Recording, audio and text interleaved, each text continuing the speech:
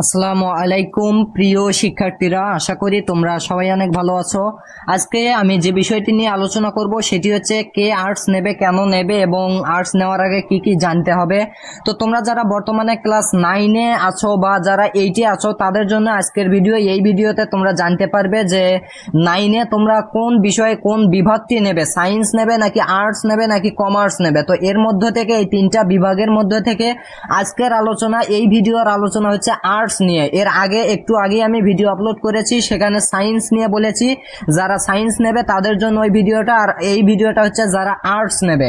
তো এই ভিডিওটা আশা করি অনেক হেল্পফুল হবে এবং সম্পূর্ণ ক্লিয়ার ভাবে জানতে পারবে যে আর্টস কেন নেব এবং এর সুবিধা অসুবিধা যাবতীয় বিষয় আলোচনা করা হবে ইনশাআল্লাহ। তো এইরকম ভিডিওগুলো পাওয়ার জন্য অবশ্যই আমাদের চ্যানেলটি সাবস্ক্রাইব করে রাখো এবং পাশেই থাকো। এবং প্রত্যেকটা বইয়ের প্রত্যেকটা অধ্যায়ের আমরা বিষয়ের ভিডিও আনছি এবং খুব শীঘ্রই আনবো। সুতরাং সাবস্ক্রাইব করে আমাদের পাশে থাকো এবং বেশি বেশি উৎসাহ দাও যাতে আমরা আনতে পারি। এবং এই ভিডিও শেষে তোমরা কমেন্ট করে জানাবে তোমরা আর কোন কোন ভিডিও চাও, কোন কোন বিষয় তোমাদেরকে জানতে হবে এবং আজকের বিষয় ক্লিয়ার হলে কিনা সেটাও জানাবে। তো দেখো কে কে আর্টস নেবে, কেন নেবে, আর্টস নেওয়ার আগে কোন কোন বিষয় জানতে হবে, এই বিষয়ের আলোচনা। তো আমরা প্রথমেই অন্য স্লাইডে গিয়ে দেখে আসি। তো প্রথম যে বিষয়টা এখানে দেখানো হয়েছে আর্টস। আর্টস মানে হচ্ছে মানবিক বা কলা বিভাগ। তো দেখো যার ভৌগোলিক অবস্থান, ঐতিহাসিক ঘটনা, এরপর রাষ্ট্রের অবকাঠামো সম্বন্ধে যাদের জানার আগ্রহ রয়েছে তারাই আর্টস নেবে। অর্থাৎ যাদের ভৌগোলিক অবস্থান মানে যে কোনো বিশ্বের যে কোনো জায়গার অবস্থান, এরপরে ঐতিহাসিক ঘটনা, প্রাচীনকালে যেসব ঘটনা ঘটেছে, এরপর রাষ্ট্রের অবকাঠামো, রাষ্ট্রের দায়িত্ব, এইসব বিষয়ে যাদের জানার আগ্রহ রয়েছে তারাই কি নেবে, আর্টস বিভাগটা নেবে। তোমাদের যদি এই বিষয়ে আগ্রহ থাকে অবশ্যই জানাবে কমেন্ট করে, অবশ্যই তাহলে তোমরা আর্টস নিতে পারবে। এরপরে দেখো অপেক্ষাকৃত যাদের মুখস্থ শক্তি বেশি তারা সাধারণত আর্টস নেয়। যারা মুখস্থ করতে পারো, যে কোনো জিনিস দেখেই মুখস্থ হয়ে যায়, এই আর্টসে কিন্তু মুখস্থ বিদ্যা বেশি। সুতরাং তোমরা যারা মুখস্থ শক্তি বেশি তোমরা কিন্তু আর্টস নেবে, তোমাদের এটাই যথেষ্ট। আর যারা বুঝস্থ বিদ্যা বেশি তারাও আর্টস নিতে পারে, কিন্তু তাদের আর্টস নেওয়াটা বেশি একটা সাজে না, তারা সায়েন্স নেবে। এর পরবর্তী স্লাইডে আমরা যাই, সেখানে কি আছে।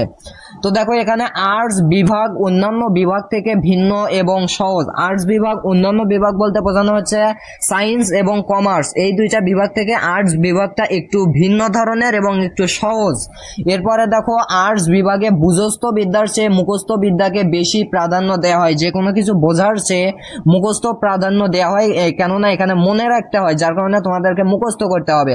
সুতরাং যাদের মুখস্থ বিদ্যা আছে তারাই কিন্তু আর্টস নেবে। এরপরে দেখো যাদের মুখস্থ বিদ্যা ভালো তারাই এই বিভাগ নেবে। আর্টস বিভাগের অনন্য বৈশিষ্ট্য খুব কম, মানে হচ্ছে সায়েন্স বিভাগের যত বৈশিষ্ট্য রয়েছে, যেসব ইউনিক বৈশিষ্ট্য রয়েছে, আর্টস বিভাগের কিন্তু এইরকম ইউনিক বৈশিষ্ট্য খুব কম। কেননা আর্টস বিভাগের যেগুলো বৈশিষ্ট্য রয়েছে এগুলো কিন্তু সায়েন্সের মধ্যেও রয়েছে।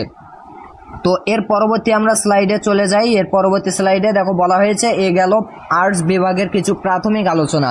এ পর্যন্ত আমরা যে আলোচনাগুলো করলাম এগুলো হচ্ছে আর্টস বিভাগের কিছু প্রাথমিক আলোচনা। এগুলোর মাধ্যমে তোমরা কিছুটা ক্লিয়ার হয়েছে এবং ধীরে ধীরে চলো, পুরো ক্লাসটা স্কিপ না করে করো, আশা করি সম্পূর্ণ ক্লিয়ার হবে।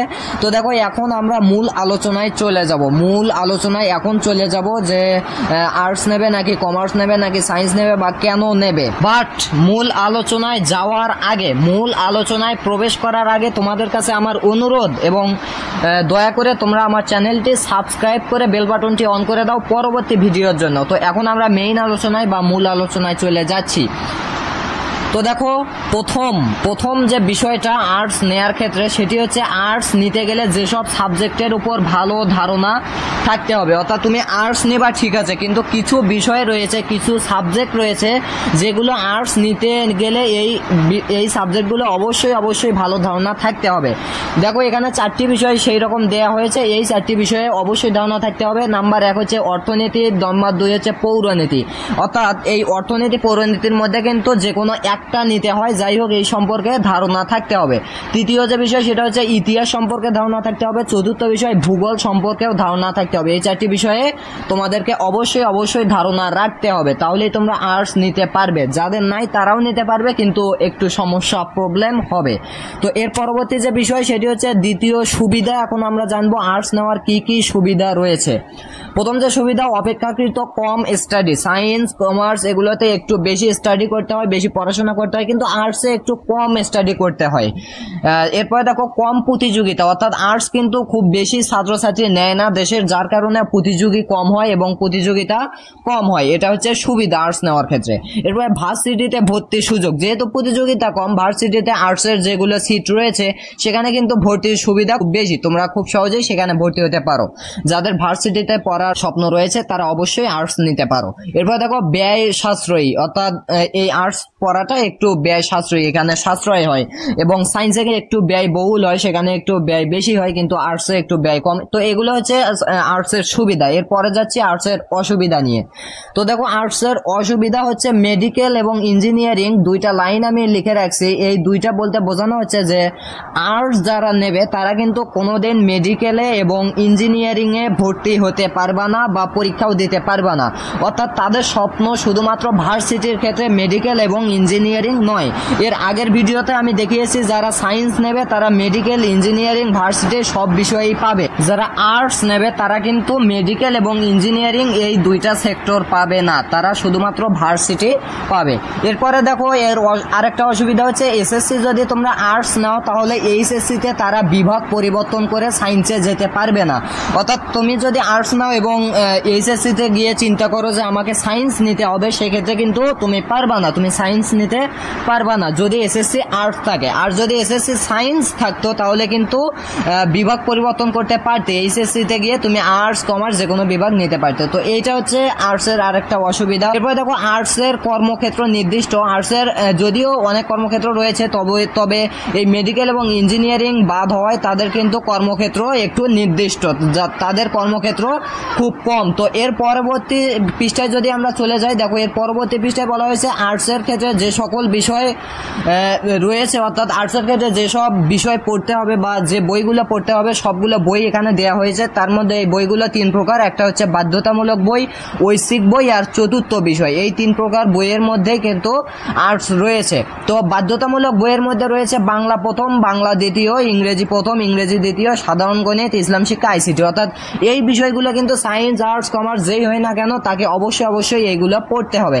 এরপর ঐচ্ছিক বিষয় মানে হচ্ছে যেগুলো ইউনিক বিষয়, এগুলো অন্য কোনো বিভাগের নেই, সেই বিষয়গুলো হচ্ছে অর্থনীতি বা পৌরনীতি। অর্থাৎ যে আর্টস নেবে সে কিন্তু অর্থনীতি এবং পৌরনীতি যে কোনো একটি নেবে, দুইটার মধ্যে একটি নিতে হয়।